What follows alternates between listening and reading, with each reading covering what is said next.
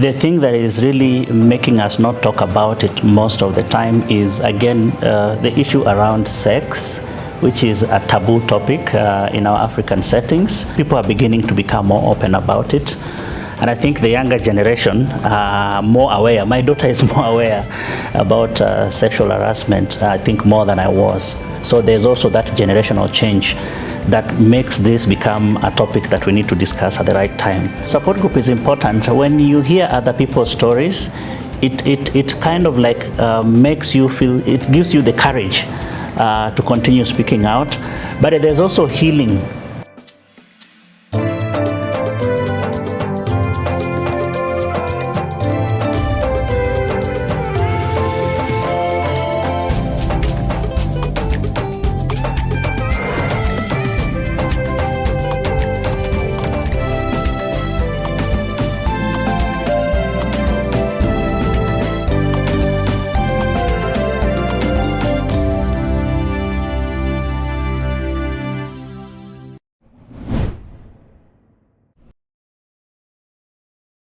Before we begin, I'd want to acknowledge something personal. Sexual harassment is not an abstract topic for me. It's something I have experienced, and too many Kenyans have too. According to the Kenya Demographic and Health Survey 2022, about 15 to 16% of women aged between 15 and 49 years old report having experienced sexual violence in their lifetime, and around 4% in just the last 12 months. For children, the Kenya Violence Against Children survey shows about 1 in 6 girls experience sexual violence before age 18. Most more than once. Reports of sexual misconduct and grooming in Kenyan schools have been widely reported this year, with instances of impregnation too. So far, there have been transfers, but no conclusive legal action against the accused. These are not just numbers. They are our classmates, our colleagues, and our families. Today, on the Power Dialogue Africa, we are moving from silence to solutions. I'm joined by Philip Odiyo, a seasoned psychotherapist, to help us understand the science, the systems, and the healing. Welcome to the set, Philip. Thank you. Thank you very much. Thank you for making time to join us. This has been a very long time coming. Thank you. I'm happy to be here. Yeah. Philip, I'm very familiar with your work, but I'd like for you to share, in case someone has just come across this, what experiences, what wisdom have you garnered over the years to make you the seasoned professional that you are? Okay. Yeah, I'm Philip Odiyo, Auma. I'm a psychologist. Been practicing for over 15 years, seeing individuals, couples, and of course I also work with companies. Yeah. Karibu sana. We are looking forward to tapping into those 15 years of experience. And our topic of today is something that's very personal for me as well. Yeah. I'd like to know sexual harassment in schools. Yeah. We saw this topic come up earlier in the year, but it died down. Why is it still a hidden agenda, yet it's something that's affecting us, Africa, our communities? Why is it still a hidden agenda? Yeah, sexual harassment is something that is major. The thing that is really making us not talk about it most of the time is, again, the issue around sex, which is a taboo topic in our African settings. And then there's also stigma around it. So many of the offenders struggle to come out. And sometimes people don't take it as serious as it is. Yeah, I think that's why there's not a lot of focus on it. Philip, as you've rightly put it, sex is such a taboo discussion in our homes, in schools. We don't talk about it enough. Yeah. And one thing that makes this harder is that when a child experiences this, even a grown-up, because it's taboo, people don't come out, or maybe they won't be taken seriously enough, especially women for that case. I'd want to know, what are the signs, the early signs that we can look out for to know if a child or even an adult is being abused, or if grooming is taking place to them? Yeah, I think let's go back a little bit to the issue of us not talking about it. I think the way that there's more digitalization of where we get our information, mobile telephony. We are finding people are beginning to become more open about it. And I think the younger generation are more aware. My daughter is more aware about sexual harassment, I think, more than I was. So there's also that generational change that makes this become a topic that we need to discuss at the right time. The next question is, how can we be able to notice some of the early signs that somebody is sexually being harassed? I think for the children, most of the times, children go through patterns. I know how my daughter is and the patterns that she goes through. Waking up, coming home, and stuff like that. You can begin to notice that they are withdrawing. When you have a child that is isolating themselves, might not necessarily be because of sexual harassment. Maybe they have other issues. Again, it depends with the ages. When you have teenager withdrawing, of course, they might be dealing with their own teenage issues. Younger children, maybe around 7, 8, and above, maybe up to 10, you will notice that they are more quieter. They don't talk a lot. They are also withdrawn, and they are also very sensitive. Like when you touch them, they like startle. They are very sensitive, and sometimes you might also notice a change in behavior. For example, sleeping patterns. They might be sleeping more, including the teenagers. Some might be eating more, what we call stress eating. So there are those subtle signs that you can see. And I think it's important not to necessarily assume there is a sexual harassment, but find out from the child what is going on. I think that is the key thing. Yeah. I have noticed, we have talked about the changes, but I've noticed for teenagers, most of them behave the way you have just described, and you might not know. Yes. But judging from recent occurrences, I've seen that sexual harassment is mostly happening to girls. There are cases here and there of boys, but it's mostly girls. Yeah. What makes girls more susceptible to this harassment and the silence, especially in schools? What makes girls more susceptible to this? Well, I think mostly girls are affected. Number one, because as a girl, these things have roots for someone to be able to talk out, and also roots that will be able to enable you to be susceptible to harassment. Number one is self-confidence.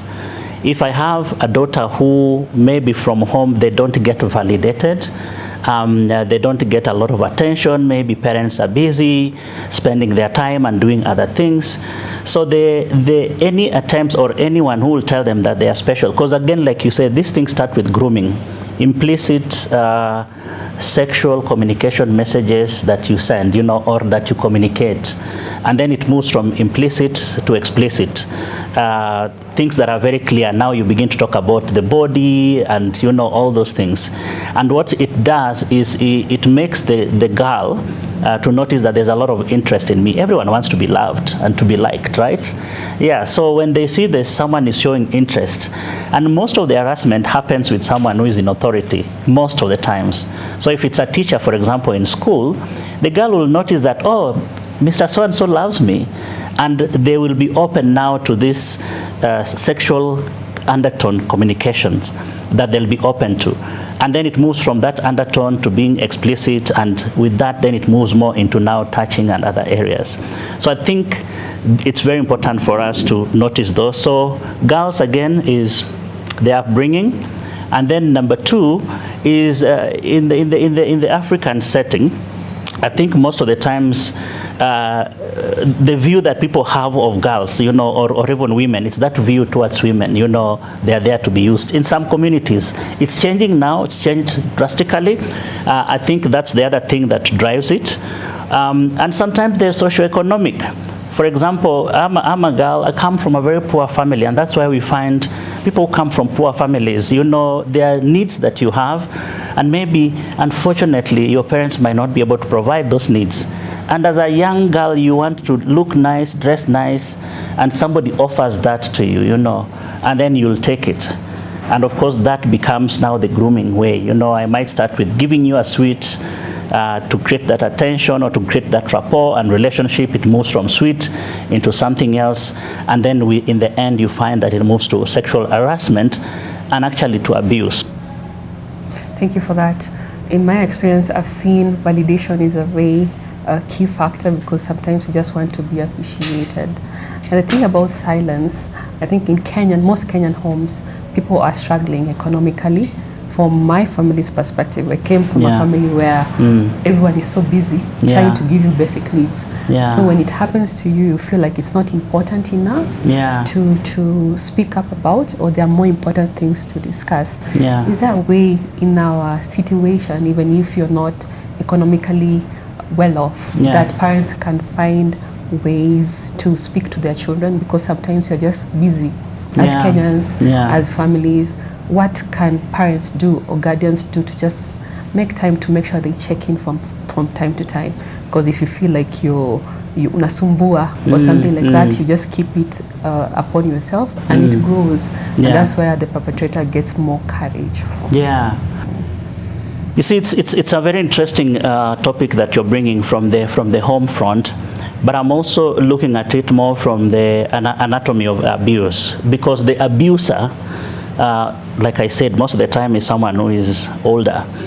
I have seen clients who have been abused by their uncles. So it's somebody that you actually look up to. So there's that issue of women respecting, you know, again, someone who is older. So and some of them actually use words like, hey, this is our secret. This is a secret between me and you, and please don't share with someone else.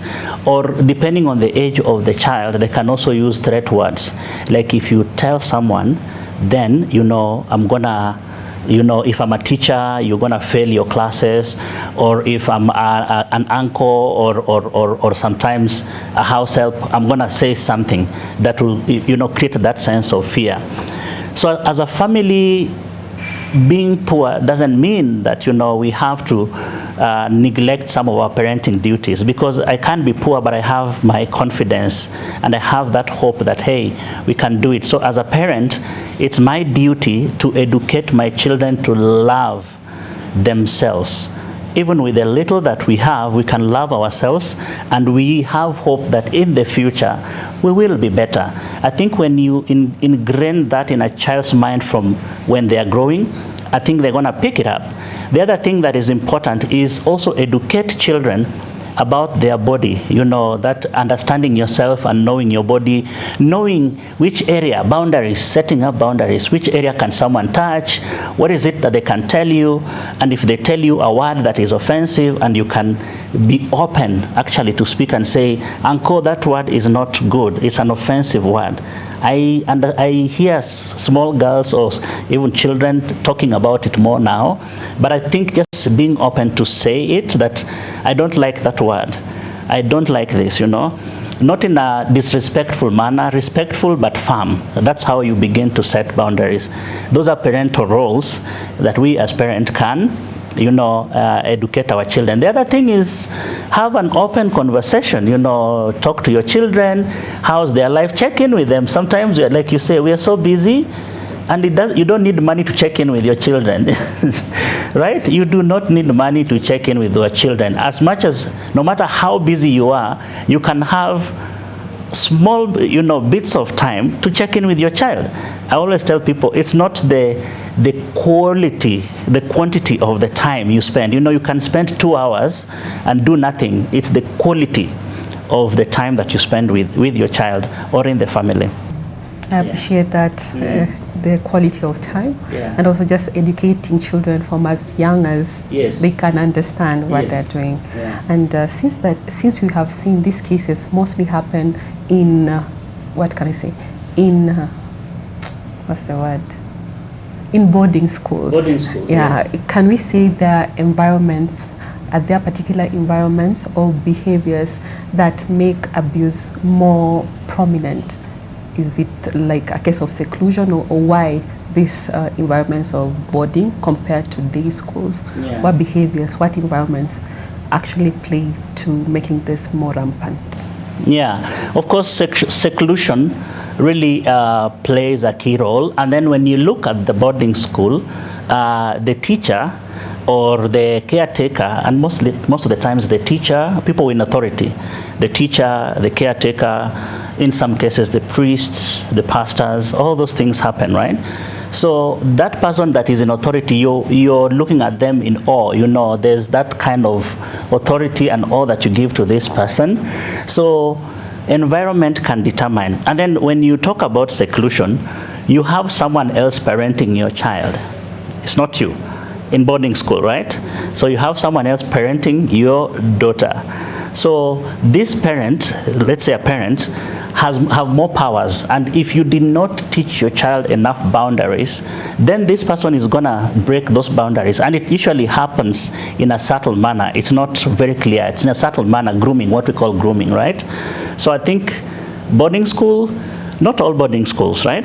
But those areas, institutions, it's boarding school, sometimes also happens in churches, happens in other areas where people meet. So educating people, I think in boarding schools, having very clear structures, again, openness and structures and policies, that is like a zero policy to sexual harassment. But you know, it's beyond schools. Workplaces, don't you people face sexual harassment in workplaces? Their bosses, right? Again, someone who has power over you. It's the bosses. I've had clients who, you know, saying, and cases I'm dealing with, I'm harassed by my boss, and sometimes I share, and I feel like the company is not doing enough. So it's something that starts from boarding school or from young age, and you grow with it. You go to workplace, and it continues, and then after work, you find it in the matatu, it continues. Yeah, so it's like a national systemic issue that we need to deal with systemically.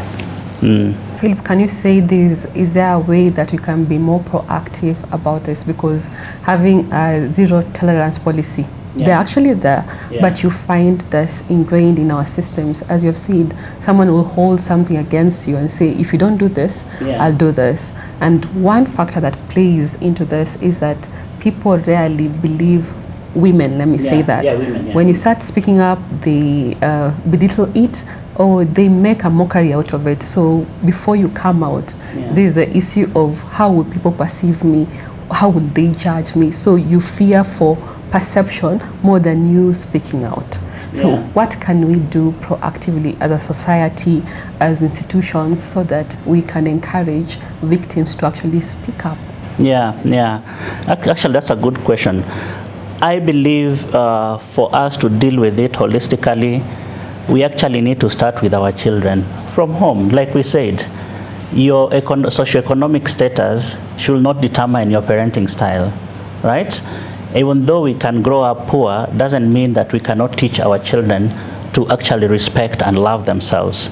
So those are values that we can start from the young age. A child growing up with those values will be able to face the world and speak to the world, right? Issues around speaking out when there are things that are shameful, you know, because it's about shame. I don't want to talk because of the shame. So I think it's also really encouraging people to open up. The problem sometimes then now you find, you go, for example, to report in a police station, and they make a mockery of it. They make a mockery of it, which means there's no education even within that system, you know. And sometimes we bring an issue to the parent. Maybe you brought it to your mom. Maybe she's like, oh, she will ask you questions like, how are you dressed? What were you doing there? So you notice that kind of, you know, attitude and behavior making people closed up. They gaslight you. They gaslight you, okay? If you go and maybe you've been sexually harassed by a teacher, sometimes also by peers. It's not just teachers, and you go and you know, report to the school administration. They hush it. They don't want to talk about it. And sometimes the school is more interested in the school reputation. You know, what are people going to say about that? So it takes courage and determination to be able to speak out. Within even the government, you know, system. So when we have those policies, there's, number one, there is policy to protect the victims. so that when a victim comes out, we don't make a mockery of it. And I think we should even institute, procedures that if somebody is making a mockery of it, I think you can be able, yes, they can face the consequences, right? And then number two, we need to make sure schools enforce, because like you say, the zero tolerance policy is there. It's the enforcement that is an issue. Maybe they don't enforce, they're looking at their reputation more than the person who has been hurt. So making sure that enforcement is happening. Same with the government, the laws are there, but sometimes the enforcement that is missing. So if we can put enforcement in our legal system, I think that will really help us. And begin to have what we are having, me and you, this open conversation around it. It takes one courageous person to come out and talk about it, and everyone will feel there's no shame. Because you see, one person talks, there's like how many people coming out after one person talks? Hundreds of people. Yes. Have the courage to actually. Exactly. You just need one courageous person to talk, and then all the others will come out, right? And the institution will be forced to take action. Unfortunately, it has to take a lot of, voices and things like that to take action. But you notice it also happened in Hollywood. So these things are everywhere. But we need courageous people. To speak out. To speak out. Totally agree. And I really thank the person who started this conversation, because we won't be having this without them. Yes, so exactly. Exactly, yeah. Mm-hmm. Philip, something that I have experienced is that sometimes you see the grooming happen, you see the harassment happen, but most people tend to be bystanders because they don't know how to support, or they don't want to get into trouble. Are there ways that people can be helpful to victims without shaming them or making them feel like they're inadequate in a way? Are there proper ways to intervene in such situations? Yeah, I think that's a very good question. It's important for us, as if you notice, and sometimes it might not be your child, you notice that there's a child who is being bought for stuff and, by an adult. Sometimes they say like they care and stuff like that. I think it's good for you to inform the parent, and then ask the parent, I need to create that psychological safety, so that when my child brings it up, I don't say like, why did you go to the neighbor's house? We live in small communities. In those apartments, a child is sent and then they go into the house by themselves, a girl mostly. Yeah. So I think you notice it, just say it. Because today is not your daughter, tomorrow it might be your daughter. Yeah. So whatever you like to be done to you, do it to others, the other person's child. So just say it. But say it in a manner that is also not shaming, because the shame that makes people be silent, keep quiet when we shame them, because I don't want to be shamed. Already it's so much shameful. And then to bring it out, it's, you kind of like reinforcing that shame and that conspiracy of silence so that people don't talk about it. And what can we do in grown-up situations? Because I've seen people who don't want to be in trouble, in courts, because they will be engulfed with it if they speak up, or they will witness it in some way. So how can we put in helpful measures really without just getting out of it because people don't want to be involved, or they fear disciplinary action in places of work, in business? Are there ways that can just help people be more, inclusive, like be involved, care, and help that person? Are there ways that we can do that as a society? Yeah, that's an interesting question. I think it's a systemic issue. It's a systemic issue. It's the same with corruption, When somebody reports corruption, sometimes they're the ones who are vilified. So they'll see and they keep quiet. And I think it's the same thing with the sexual harassment and sexual abuse. I think when we put systemic measures in place where we say, if you see that there's someone who is grooming a child, because grooming it takes time, it takes time before it gets to harassment and actually bordering on abuse. So I think when I notice there are certain things that someone is doing to someone's child, think more. I think what will help us is to think more like, it's my daughter, I have a girl. So if I see someone doing that to someone's daughter, I'll be like, no, this is not right. And there are others who are powerful people. That's where now it gets scary. If it's somebody who is powerful, is a police officer, is a politician, is rich, so you feel powerless. But I think even that still small voice, your voice, is important because you're fighting for that child, a small girl who probably might not be able to fight for themselves. That's what I find in my clinic. Many people who are abused as a children, and then now they're adult and they're dealing with that small girl. And I spend time with them and I say, I want you to talk to that small girl because by then she was powerless. Because sometimes it's your uncle that you're staying with. It's the house help who is taking care of you. So they withdraw those privileges if you don't, if you don't eat to their demands. So that small voice is very important. Please, let's speak out. Today it's my neighbor's child, and I can talk about it. Tomorrow it will be my child, or my grandchild, or my niece. Yeah, because everyone is affected or will be affected in one way or another. Yeah. Empathy is very key in this situation. Yeah. And talking about that small girl, what are the psychological effects of leaving this trauma unchecked? Because in my situation, I'd actually forgotten about it until such a conversation came up in our WhatsApp group. And what made me remember and relive the whole experience was that the name of the perpetrator was mentioned.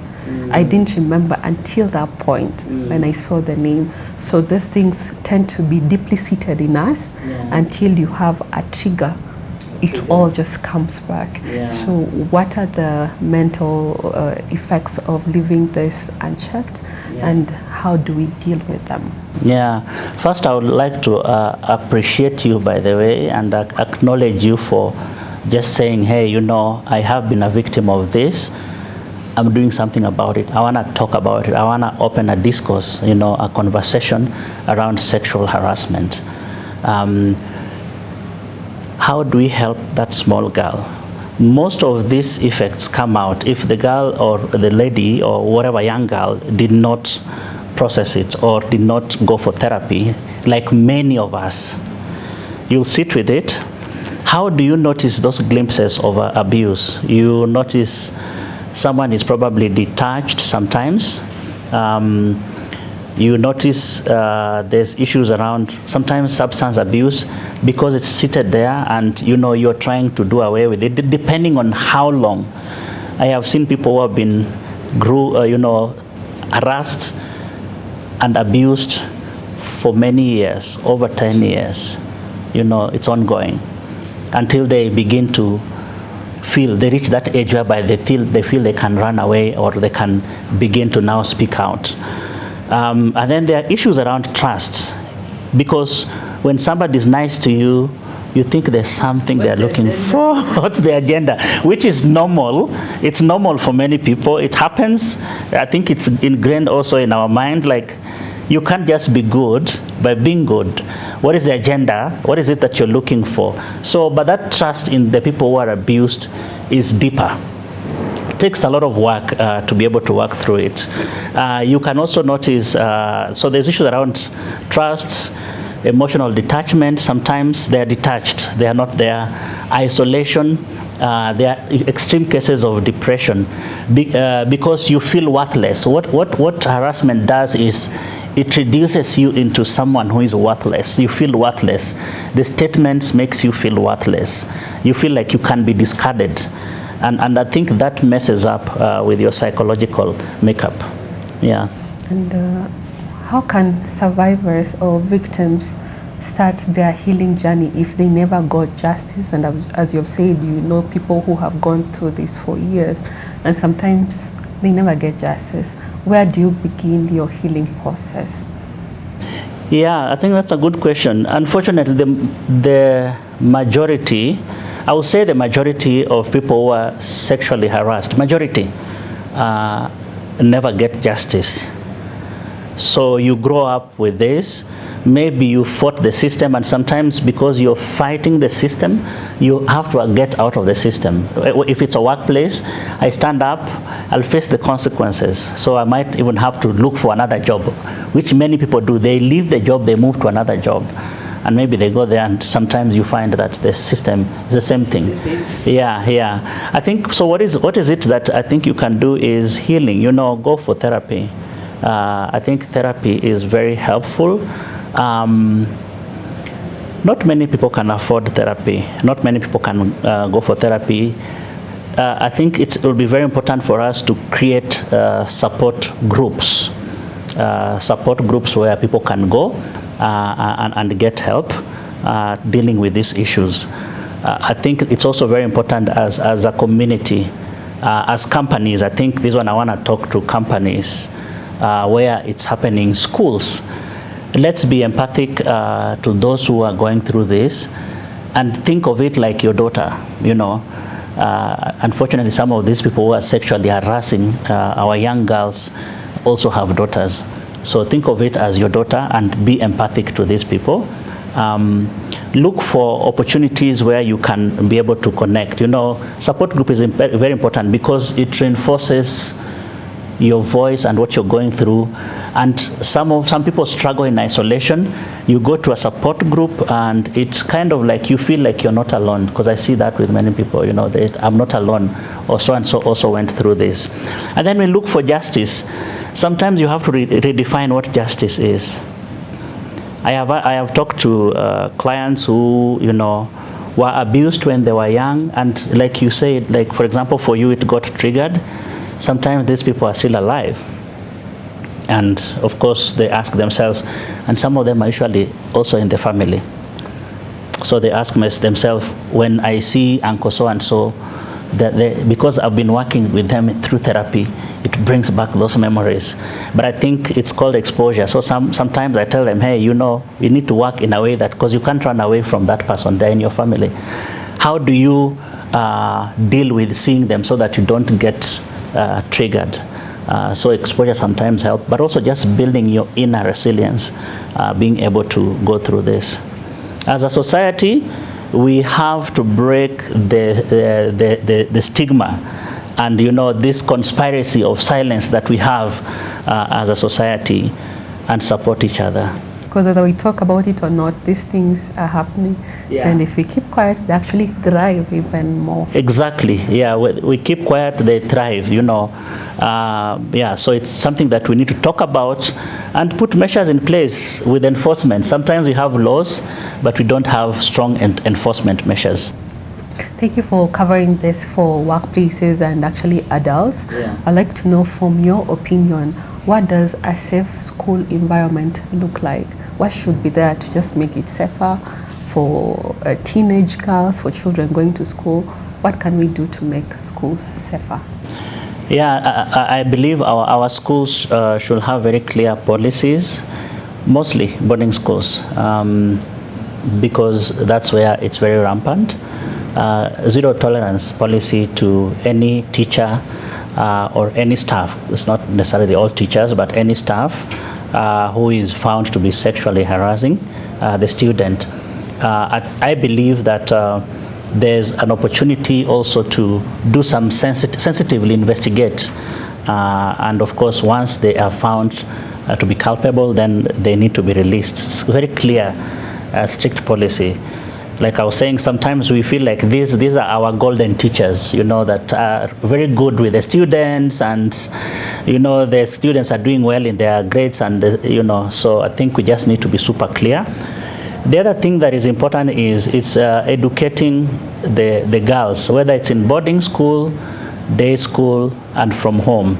Educate girls on boundaries, so they are very clear on their boundaries. Unfortunately, these things need to start from home, and we can continue to build up on that foundation that has been set by the parents from home. So encourage the girls on boundaries, encourage the girls to speak out. When you see something is not okay, please speak out about it. Speak out, and then when they speak out, embrace them. Do not, you know, label them, you know, like we were saying, this is a difficult child, maybe, and the teachers know, some of the teachers or people in authority have a way of turning things around.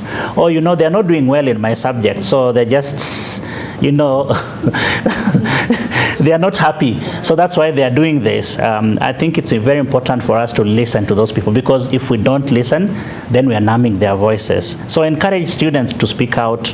You see something, speak out about it. I think that will be very helpful. Yes. I believe capacity building, especially for the guardians. Yeah, guardians, yeah. Would really help, because I remember in my case, as you've said, those people who don't do well or something of the sort, I had a problem in one of my sciences subject, and this perpetrator used that to report me to my class teacher, who was a woman, and the way it was put is that there's no reason why I will be passing everything else except his subject.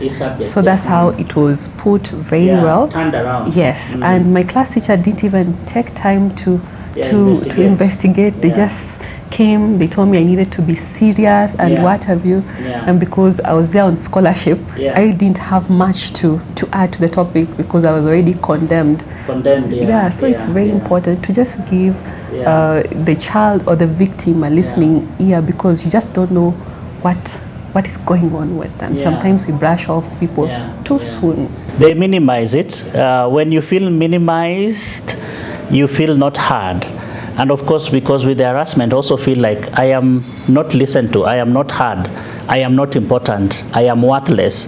And that builds up some of those what we call cognitive distortions. You grow up with these negative cognitions, you know, I am not worth it, I'm not worth listening to, no one listens to me, you know, which is not good for a child.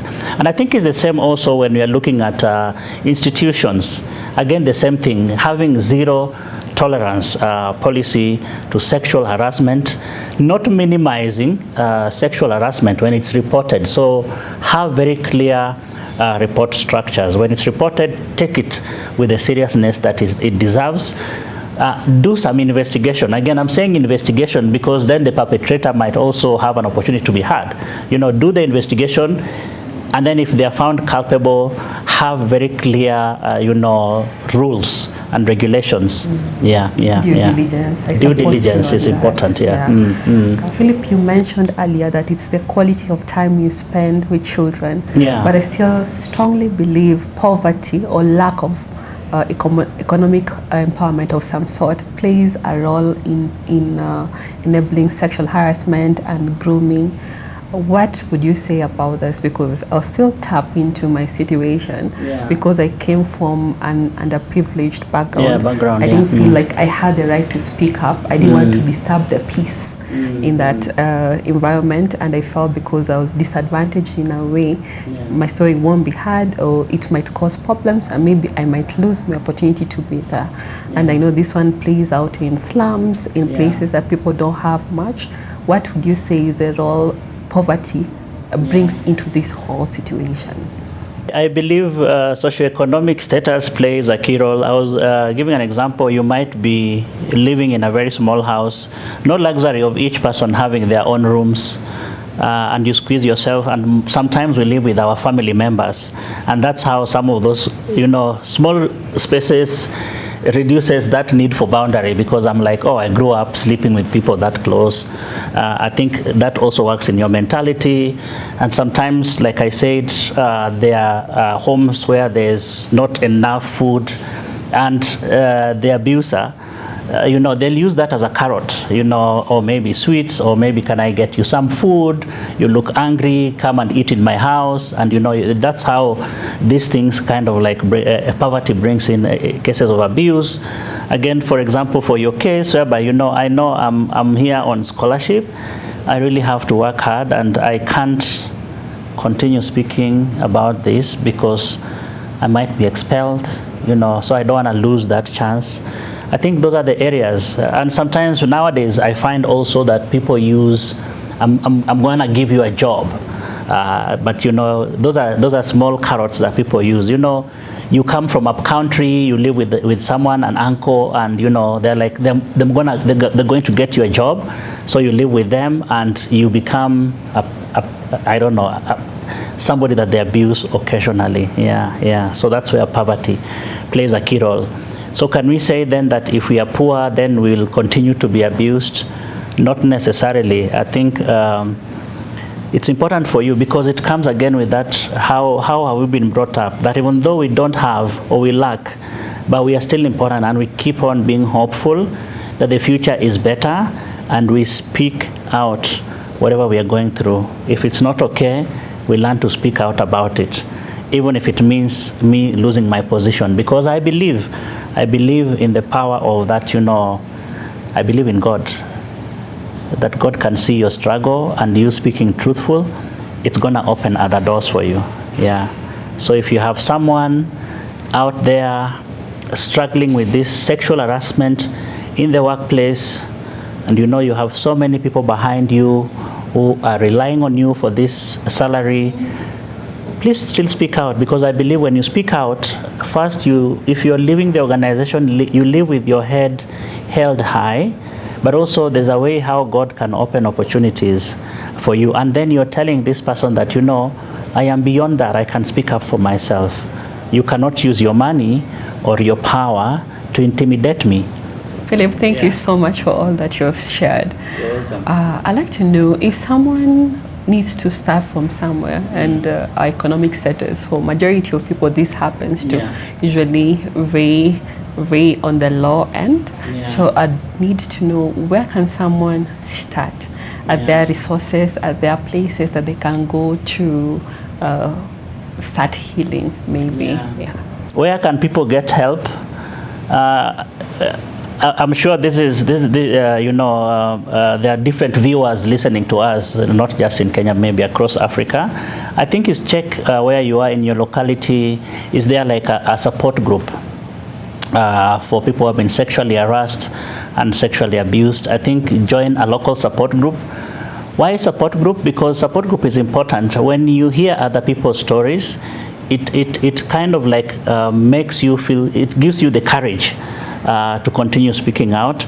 But there's also healing. There's healing that happens when you speak about issues. You know, when you don't speak about it, that's when it becomes engaged, and it becomes something that is traumatic, and of course kind of like builds up. But when you speak, there's therapeutic process of speaking out. As you speak out, reach out to other people is very important. That's where support group comes in place. And then you also form networks of other people who understand where you are. You know, sometimes you can share this story or your story with someone who has no idea about sexual harassment. They'll probably minimize it and say, no, that was not so bad. For you it was, you know. So I think really getting that is very important. There's also online sessions. There are online places. I think you can be able to share some, can share some with you, where people can go. And you know, we are a small global village, so there might be one running in Europe, but you can log in, join, you know, or in Africa, and see how you can get support. My courage or my encouragement to you is, please get help. Therapy can be expensive for many people, but like we mentioned, I think we can be able to explore how we can talk to psychologists. Psychologists usually give reduced costs for therapy for those who cannot afford. It's possible, I think, if you share, and of course therapists, counselors, psychologists, they're human. I believe they'll be able to help. Like I mentioned, for those who are in Kenya, I will be more than happy to see how we can support. After this, we'll be sharing the resources that people can reach out to you and get help, whether they can fully afford it or not. I believe we can work out a situation that will be most helpful to everyone. Your parting shots? Anything that I maybe forgot to ask or you feel is imperative for our viewers to know? My parting shot is, what I would like to say is, sexual harassment is rampant in our society. If you see something is not right, whether you're a neighbor or you are a teacher, or you are you know, you see your girlfriend, you know, maybe you're in school and you see the lady who sits next to you, might be your girlfriend or just a friend, is not okay, please report to the right authorities. Do not be ashamed to talk about it. Let's continue to have this conversation.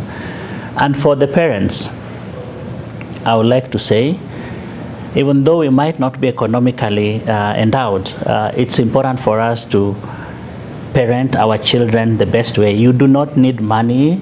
Of course, it's important. Money is very important, but I believe there are things that you can be able to ingrain in your children from a young age, whether you are rich or not. Education is very important. Let's educate our girls, mostly the girls. from that young age. Let's encourage to educate them that, we might not have, but we have hope, and we have hope in you that your future will be better than ours. I think that's very important. Thank you. Thank you so much, Philip. And one thing I know is that abuse happens to both genders, yes, men and women. But I feel men sometimes feel like they will be deemed as weaker males if something like this happens to them. And I like the idea that you said when you have maybe counseling online, you can be anonymous. Anonymous, so yes. I would encourage everyone to take this up, to just heal and move on, because you can't raise, if you're wounded, raising children in this society and you're wounded, it's difficult. There are bits of you that you can't give. So looking forward to the assistance that you're going to give most of us. And thank you for this session. It has been therapy in itself. Thank you so much. Thank you so much. And we look forward to having you back on a different topic, or just to continue with this one. Thank you so much. Thank you so much, and have a wonderful day. Before I go, I would like for you to share with our audience, where can they find you? Are you on social? Where can we go to quickly reach out to you? Yeah, unfortunately, I'm not as Gen Z as, but I'm on socials. We have the counseling center is called Mvuli, MVULI. I think you can be able to share it with them, and of course, the details will be there. Thank you very much. Karibu sana. Yes, asante sana. Sexual harassment in Kenya is far from rare, but it's often a hidden agenda. The stigma and silence end when we have conversations like this. If this episode helped you, please subscribe, leave your questions and your comments below, and share this with someone who will find it meaningful to help them heal. Your voice shapes what we cover next. Drop those topics, the guests, and we will bring them to you here on the Power Dialogue Africa. Till next time, I'm your host, Zeddy Bariti. I'll be empowering you and cheering you on to your next power move. Goodbye. We'll see you on the next one.